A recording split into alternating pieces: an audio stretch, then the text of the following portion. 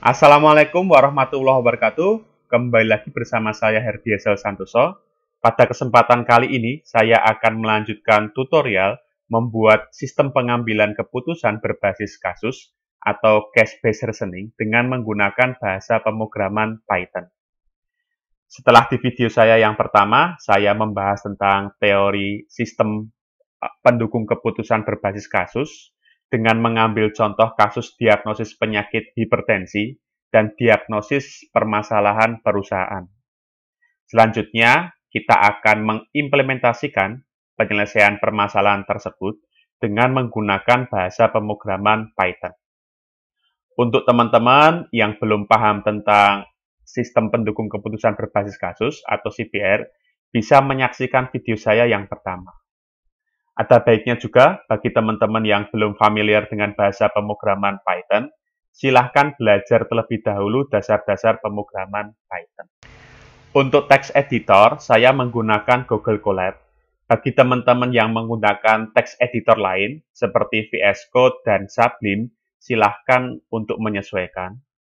Untuk bisa menggunakan Google Colab, teman-teman hanya membutuhkan email saja, kemudian login dan mengakses resetgoogle.com atau collab-resetgoogle.com ini. Nanti teman-teman akan dibawa ke halaman depan Google Colab. Bagi teman-teman yang belum familiar dengan Google Colab, ada baiknya juga silahkan belajar terlebih dahulu menggunakan Google Colab. Studi kasus kita yang pertama adalah diagnosis penyakit hipertensi, di mana penyakit hipertensi ini memiliki 5 atribut, yaitu yang pertama adalah tekanan darah sistol atau DDS, yang saya simbolkan dengan X1, tekanan darah diastol atau TDD, yang saya simbolkan dengan X2, gejala, yang saya simbolkan dengan X3, penyakit dan solusi. Untuk tekanan darah sistol, tekanan darah diastol, dan gejala kita sebut sebagai atribut diagnosis atau atribut yang digunakan untuk melakukan diagnosis.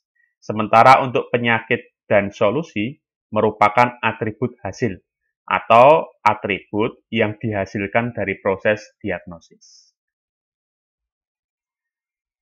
Selanjutnya, kita memiliki basis kasus yang saya beri kode dari K1 sampai dengan K10. Nanti beserta atributnya. Selanjutnya, terdapat permasalahan baru yang saya kodekan dengan K11 dan kita diminta untuk menentukan kira-kira jenis penyakit apa yang diderita, kemudian solusi apa yang dapat diberikan berdasarkan kasus-kasus lama yang kita miliki.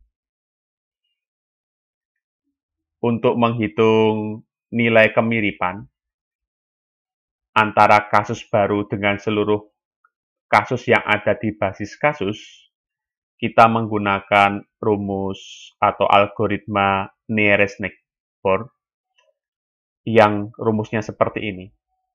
Parameter yang digunakan adalah, yang pertama adalah T, itu adalah nilai kesamaan dengan kasus ke I.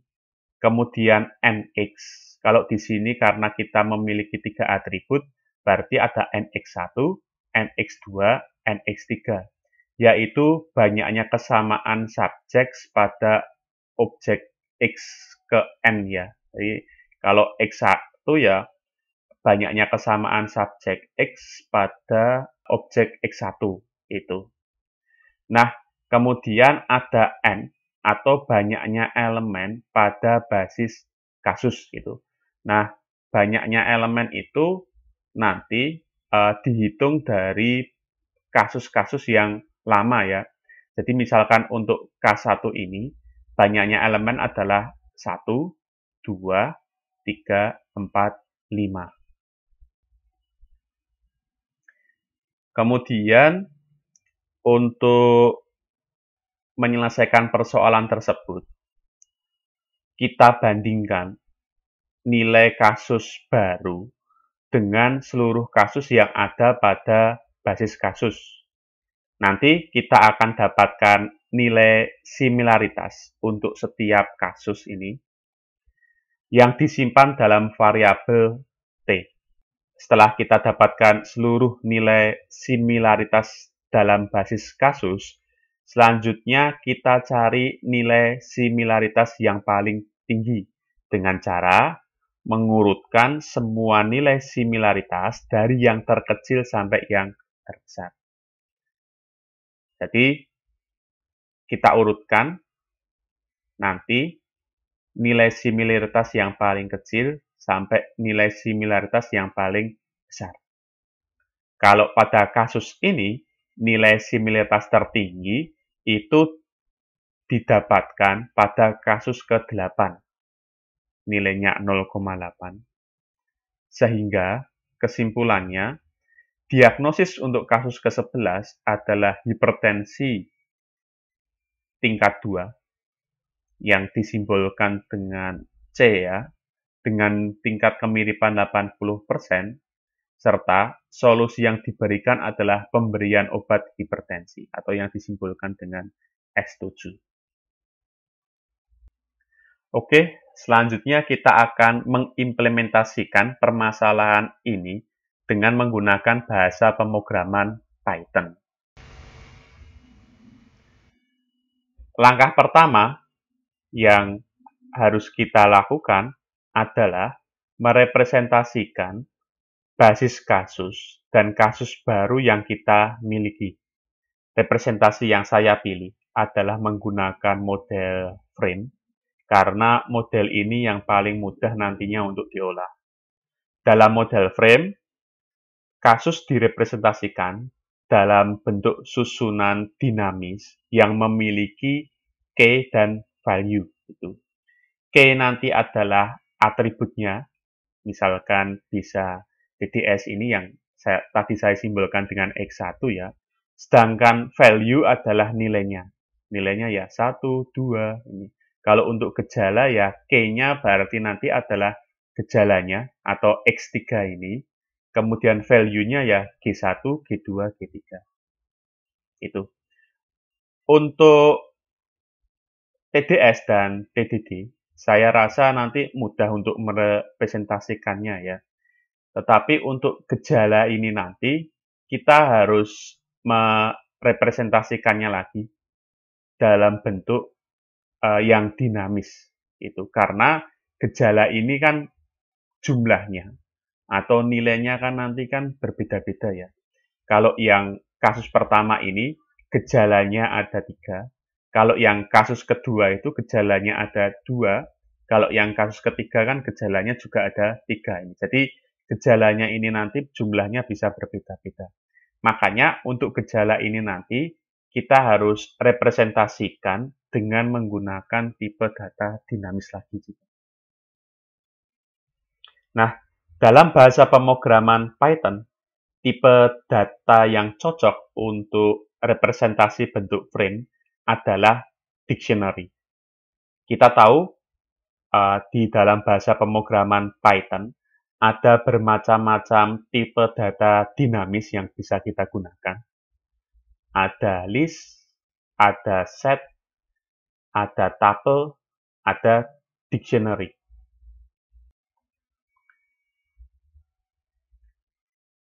Seperti yang sudah saya jelaskan tadi, bahwa basis kasus dan kasus baru yang kita miliki harus kita representasikan.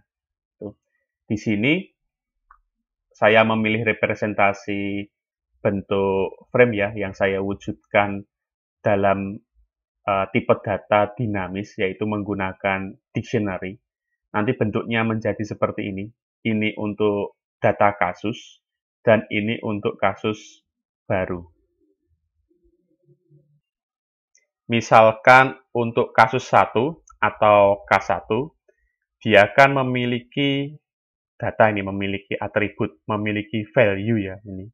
Jadi K1 ini adalah K dan ini adalah value-nya. Nah, di dalam value ini ini juga berbentuk dictionary lagi. Jadi seperti array di dalam array ya. Jadi array bersarang gitu. Nah, di sini ada atribut X1, X2, X3, masalah, dan solusi. Itu merupakan key dari dictionary-nya. Kemudian X1 ini memiliki atribut 1. Nah, ini tadi kan jenis TDS-nya ya. Kemudian X2 memiliki atribut juga 1. Ini merupakan jenis TDD-nya ya. Nah, yang ini adalah X3 gejala. Gejala tadi kan sudah saya singgung. Dia jumlahnya itu kan dinamis. Nilainya kan dinamis. Makanya saya simpan lagi dalam bentuk dictionary lagi. Nih. Boleh teman-teman menyimpannya dalam bentuk list dan lain sebagainya. Tetapi di sini saya menggunakan model dictionary.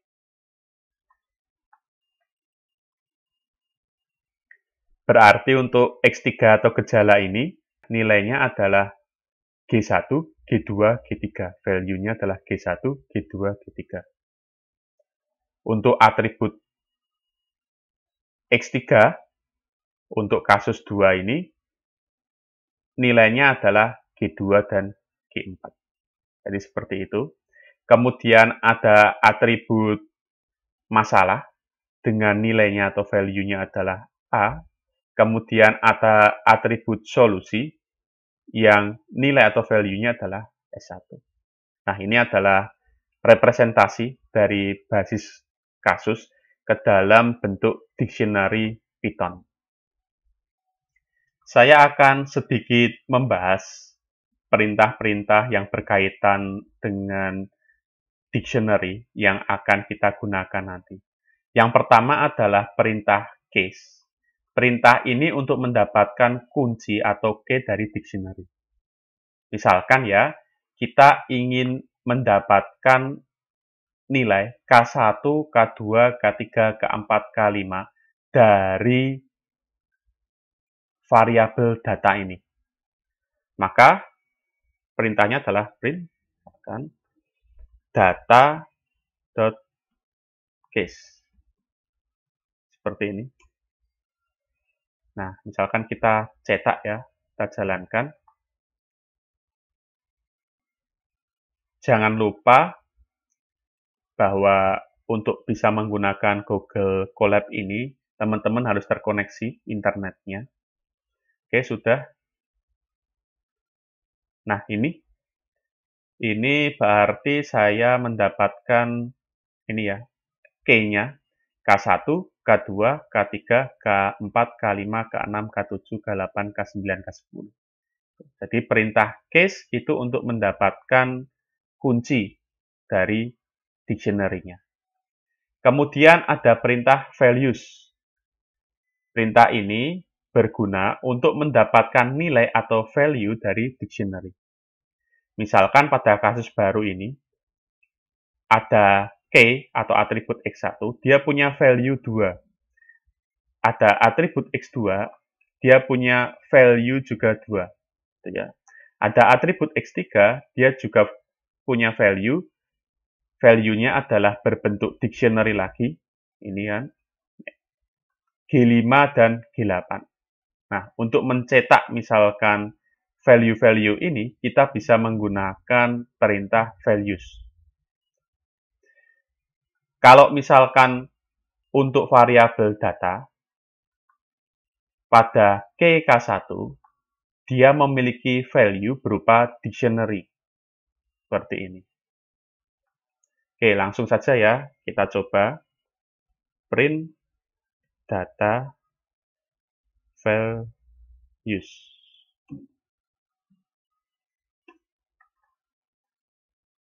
Kita jalankan. Nah, maka dia akan tercetak datanya. Mulai data pertama, untuk kasus pertama, sampai dengan data ke-10. Seperti yang saya katakan tadi, bahwa untuk K1, untuk kasus 1, dia memiliki data bertipe dictionary. Nah, misalkan kita cetak data kasus ya. Di sini print kasus.values. Ini saya nonaktifkan dulu. Kita cetak. Nah, dia akan mencetak value-nya saja. Ini 2, 2, kemudian G5, G8. 2, 2, G5, G8. Nah, seperti ini. Itu untuk perintah case dan values. Selanjutnya ada perintah learn. Fungsinya untuk mengetahui panjang dictionary. Print learn data. Seharusnya nanti data itu memiliki 10 ya, 10 record. Nih, ada K1 sampai dengan K10. Nah, kita jalankan. Nah, ini ada 10 data. Perintahnya adalah learn. Itu. Nah, untuk mencetak data misalkan hanya K1 saja, itu, kita bisa menggunakan perintah seperti ini. Print data, kemudian menggunakan kurung siku. Seperti ini. K1. Maka nanti akan dicetak data yang K1 saja, berarti yang ini saja. Nah, ini. Kemudian untuk mencetak data K2, ya tinggal kita ganti misalkan K2. Atau biar jelas, ya, print bawahnya K2. Nah, ini adalah data K2.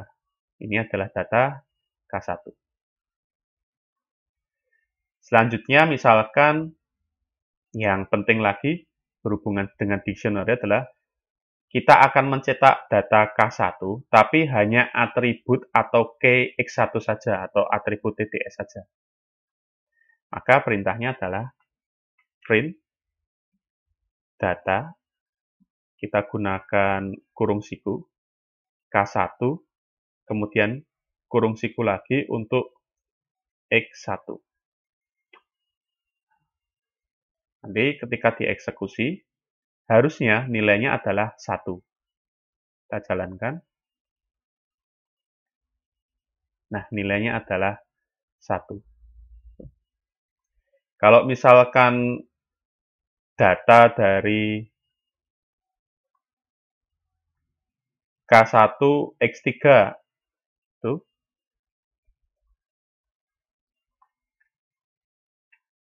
Nah, ini keluar ya nilainya G2, G3, G1. Seperti ini. G2, G3, G1. Tuh. Selanjutnya, kita ingin mencetak seluruh atributnya dari X1 dari K1 sampai dengan K10. Kita mencetak seluruh atribut X1 itu dari data K1 sampai dengan K10. Nah, untuk itu kita bisa menggunakan perulangan di sini. Tuh.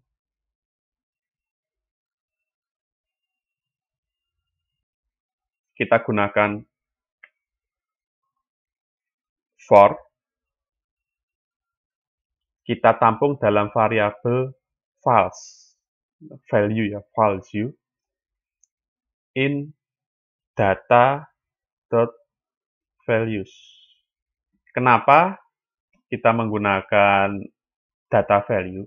Kita kan ingin mencetak ini ya nilai dari data X1 ini. Nah, sementara perintah value itu kan untuk mendapatkan ini ya.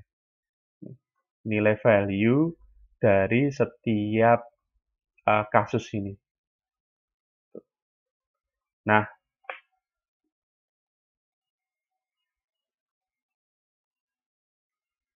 Selanjutnya, kita cetak, print, files. Yang kita ingin cetak apa? X1 kan? Berarti X1. Nah, seperti ini. Kita jalankan. Nah, dia keluar nilai datanya. Ini untuk K1 ya, berarti nilai X1-nya tadi kan 1. Untuk K2 nilai X1-nya adalah 2. Nah, ini nilai X1 dari K1 sampai dengan K10 ini tercetak. Nah, misalkan kita ingin menambahkan data tersebut ke dalam suatu variabel yang berbentuk list, gitu.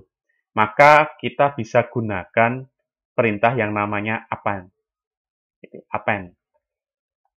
Ini, misalkan saya buat variabel T, itu berbentuk list.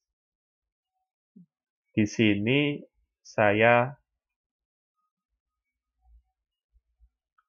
simpan, append, nilai dari X1. Ini saya matikan. Kemudian saya cetak.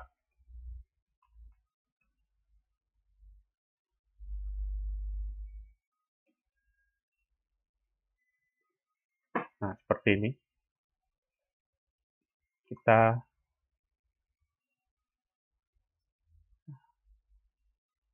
Ini dia ditampilkan dalam bentuk list. Karena tadi kan kita simpan datanya dalam bentuk list ya. Ini X1 untuk data K1, ini X1 untuk data K2. Seperti itu. Nah, ada perintah lagi, yang terakhir ini yang tidak kalah pentingnya, yaitu perintah intersection. Fungsinya untuk mendapatkan irisan antara dua buah dictionary. Nah, apa itu irisan? Misalkan saya cari ya, ini intersection atau irisan.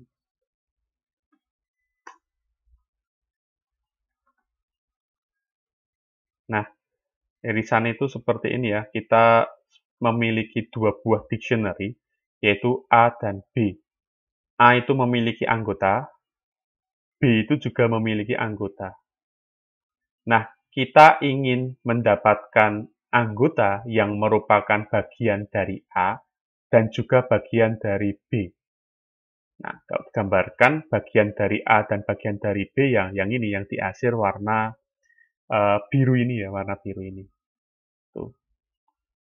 Nah, kalau ini ada contohnya, misalkan ini kan ada bangun ruang ya, A adalah bangun ruang, B itu juga ada simbol atau bangun ruang juga.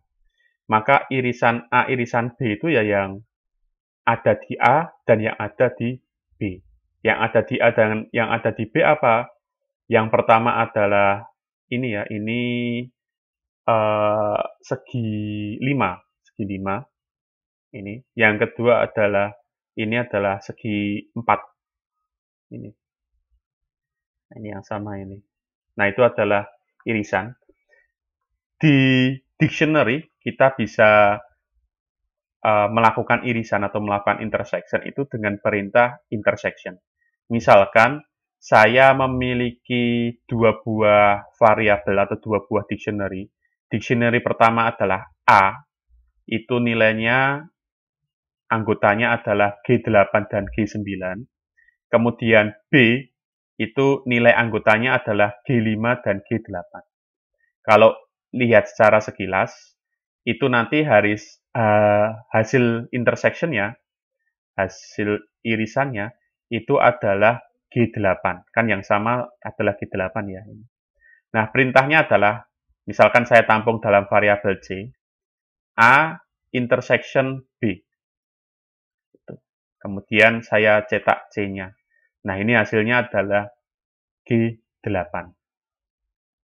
Nah, seperti itu adalah perintah-perintah dasar yang nantinya akan kita gunakan ya ini.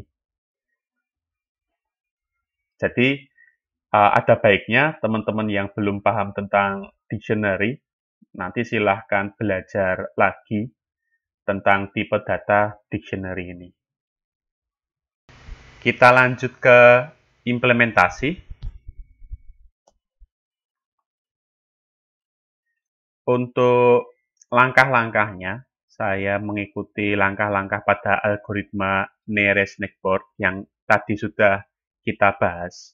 Untuk itu, saya membutuhkan suatu variabel bertipe list untuk menyimpan nilai similaritas atau kesamaan antara kasus yang ada di basis kasus dengan kasus baru.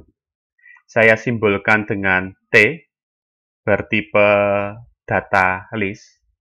Selanjutnya, kita akan melakukan perulangan untuk menghitung nilai kesamaan antara setiap data pada basis kasus ini dengan kasus baru.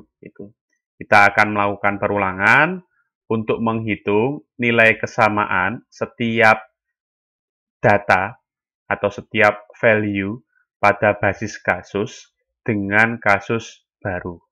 Nah, untuk itu saya menggunakan looping. Kemudian untuk setiap value-nya ini saya simpan dalam variabel false. Jangan lupa tadi ya, untuk mendapatkan value itu kita gunakan perintah values. Seperti ini. Selanjutnya saya membutuhkan variabel nx. Itu fungsinya untuk menyimpan banyaknya kesamaan objek. Saya inisiasikan nx sama dengan 0.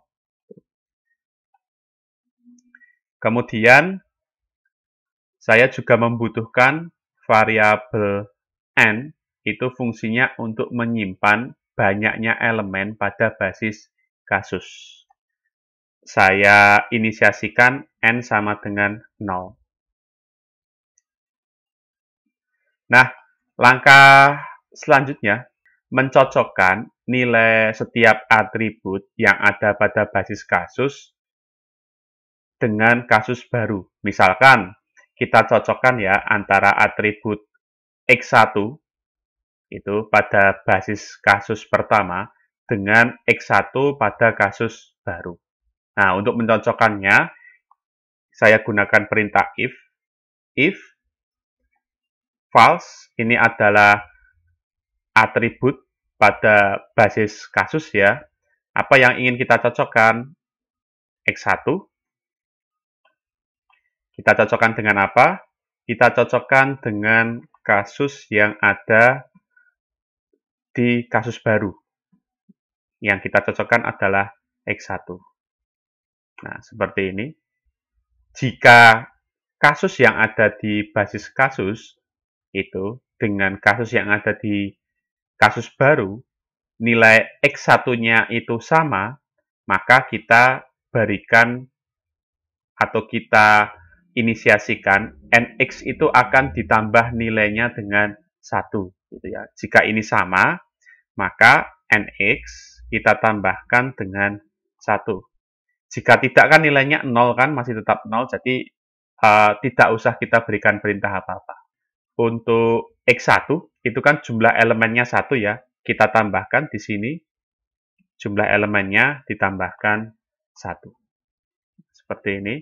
Ini kita selesai untuk tugas yang pertama adalah mencocokkan nilai atribut X1. Nah, selanjutnya kita cocokkan nilai atribut X2. X2 itu apakah sama dengan kasus di X2. Nah, seperti ini. Nah, kalau sama, maka seperti tadi ya, nx ditambahkan sama dengan 1. Gitu. Nah, kalau masih ada tanda merah seperti ini, itu artinya ada kesalahan. Maka kita harus cari kesalahannya apa. Nah, ini berarti kan kurang 1 ya, tanda sama dengannya. Ini bisa dilihat ya, expected nih, nah, seperti ini. Nah, kalau sudah nggak ada tanda merahnya, berarti kode yang dituliskan sudah benar.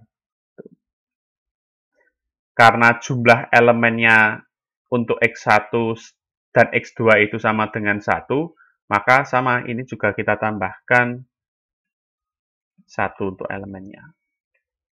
Seperti ini. Ini untuk atribut X1 dan X2 selesai.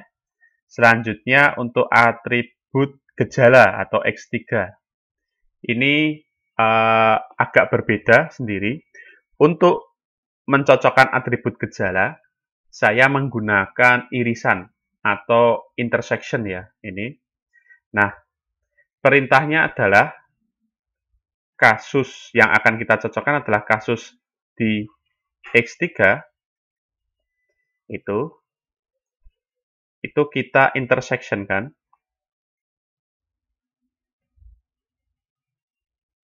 Intersection dengan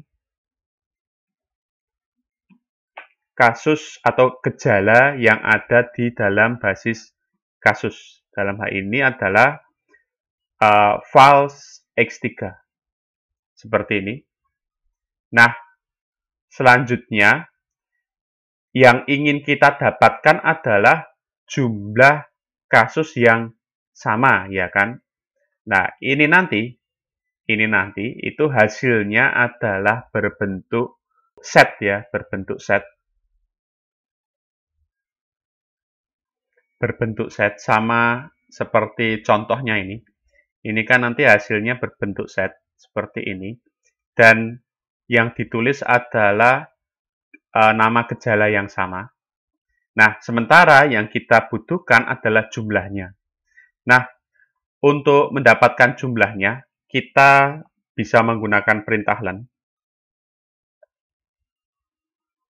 Selanjutnya, jika ada gejala yang sama, maka len ini akan memiliki nilai berupa integer. Itu ya. Misalkan kalau antara ini G8, G9 dengan G5 dan G8 itu kan yang sama kan G8-nya ya. Maka nanti outputnya kalau kita kasih len, misalkan kita kasih len seperti ini, itu nanti hasilnya adalah 1. Nah, 1 seperti ini. Nah, itu kita sudah dapatkan. Tapi kalau nggak ada yang sama, ya hasilnya 0, gitu kan. Maka di sini tinggal kita tambahkan dalam variabel nx. Nah, seperti ini ya.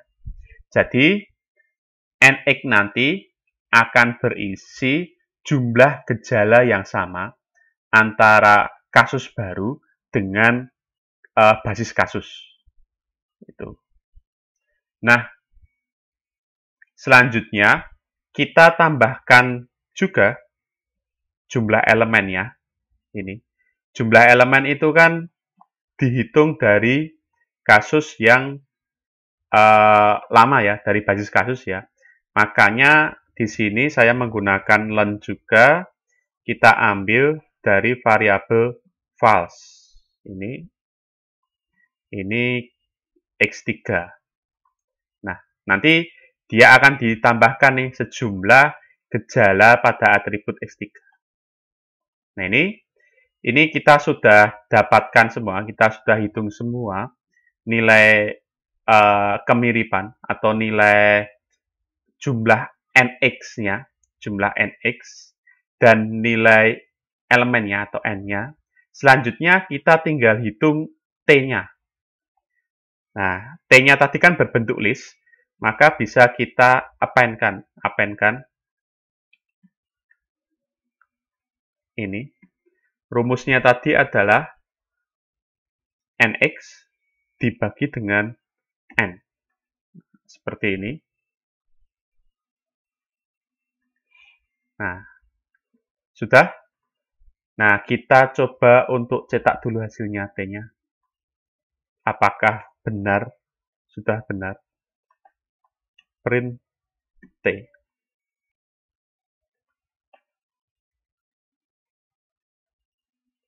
Kita print T-nya. Kita jalankan. Nah, ini sudah keluar hasilnya, teman-teman. Nah, ini kita lihat, kita cocokkan apakah sama nilai T-nya. Ini kan sama saja untuk K1, K2, K3, K4, K5, K6, K7, K8.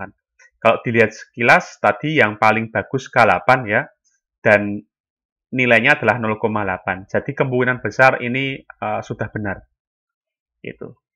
Nah, kita sudah dapatkan nilai T-nya.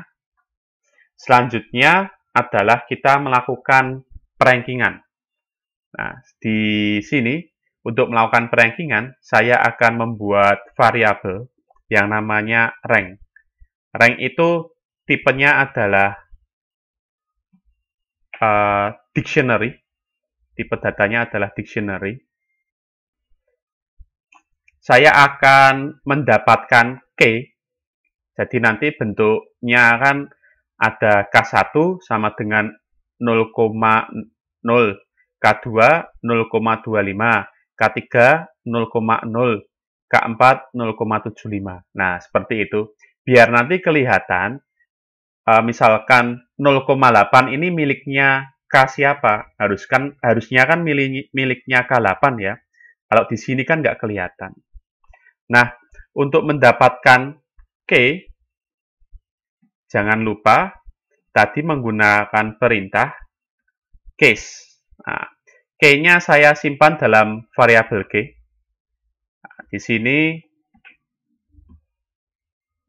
saya akan mendapatkan K-nya yang berisi kode kasus dari K1 sampai dengan K10.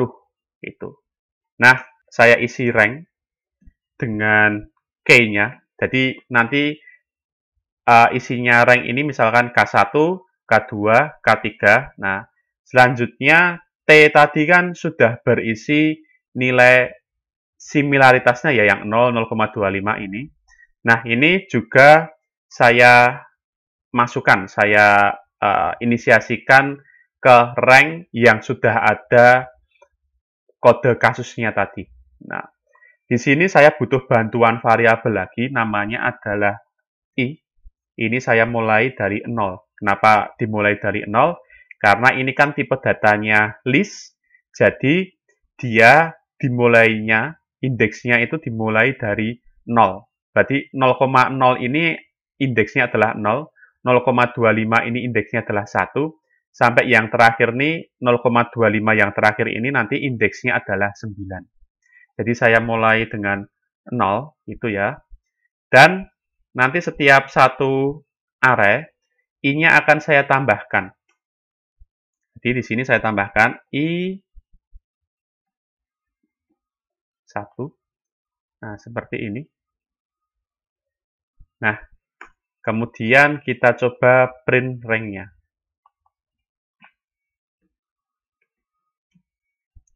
Nah, kita jalankan dulu teman-teman, apakah ada yang salah. Kalau salah nanti kita perbaiki. Nah, sudah ya, ini benar. Jadi keluarnya adalah sebuah dictionary dengan key dan value-nya. Key-nya adalah kode kasusnya dan value-nya adalah nilai similaritasnya. Nah, langkah selanjutnya kita lakukan perankingan. Saya akan menginisiasi suatu variabel bernama sort rank seperti ini.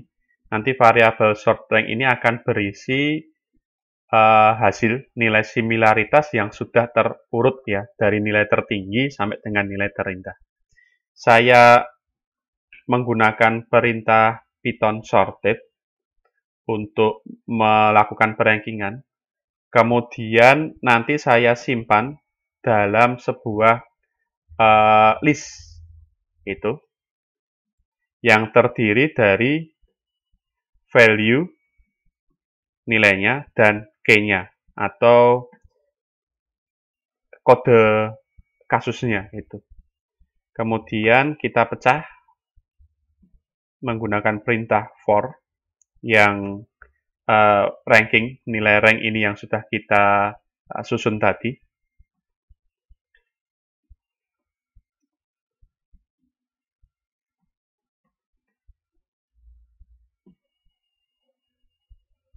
Seperti ini, jangan lupa hasilnya dikembalikan. Ini secara terurut. Kemudian kita print.